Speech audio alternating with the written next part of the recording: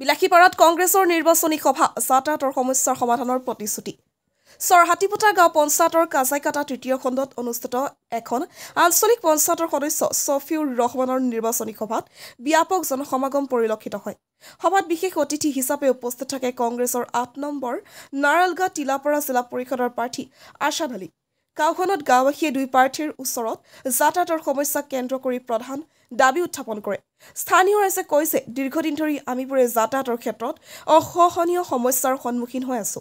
এই সমস্যা সমাধানৰ আশালৈ ছফিউৰ ৰহমান আৰু আশাদ আলীক ভোট দিব বুলি গাঁওবাসীয়ে এক প্ৰকাৰ প্ৰতিশ্ৰুতি দিয়ে। সভাত ছফিউৰ ৰহমান আৰু আশাদ আলীয়ে প্ৰতিশ্ৰুতি দিয়ে, আপোনালোকে আমাক একবাৰ ক্ষমতালৈ পঠিয়াওক, আপোনালোকৰ সমস্যাসমূহ একে একে সমাধা কৰি দেখাম। বিলাসীপাৰাৰ পৰা জহিৰুল ইছলামৰ report, north east frontier news. আৰু ২৬ত আমাৰ MLA আহিব বুলি আমি বহুত আশাবাদী।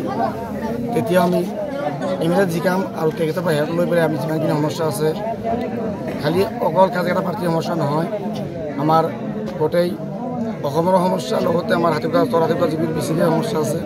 যিহেতু আমি ইয়াত গৰাখহনীয়া বহুত আছে, ৰাস্তা ঘাটৰ বহুত সমস্যা আছে, স্কুলৰ সমস্যা আছে, কিছুমান স্কুলত বাউণ্ডাৰী নাই, কিছুমান এনেকুৱা বহুত সমস্যা আছে। সমস্যা ইমান মানে এটাৰ পিছত এটাকৈ ক'লে সমস্যা শেষ নহয়।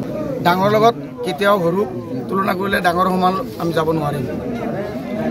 যিকি নহওক, যিমানখিনি সমস্যা আছে আমি সকলো ৰাইজৰ পৰা মতামত লৈ পেলাই আমি সমাধান কৰিবলৈ চেষ্টা কৰিম।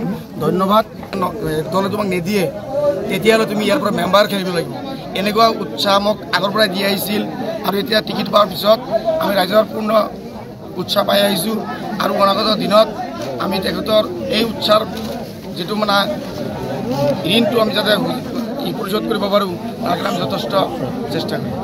আমাৰ ইয়াতে উপস্থিত হোৱা আমাৰ প্ৰত্যেকজন মুৰব্বীসকলক ধন্যবাদ জনাইছোঁ। আজি প্ৰথম নিৰ্বাচনী সভা আৰু ইয়াতে মই প্ৰথম পদাৰ্পণ কৰিছোঁ, মোৰ জীৱনৰ প্ৰথম। ইয়াতে আহি আমাৰ ৰাইজ মুৰব্বীসকল যেনেকৈ স্বতঃস্ফূৰ্তভাৱে ওলাই আহিছে, তাৰ কাৰণে প্ৰতিজন ৰাইজক মই মোৰ তৰফৰ পৰা ধন্যবাদ জ্ঞাপন কৰিছোঁ।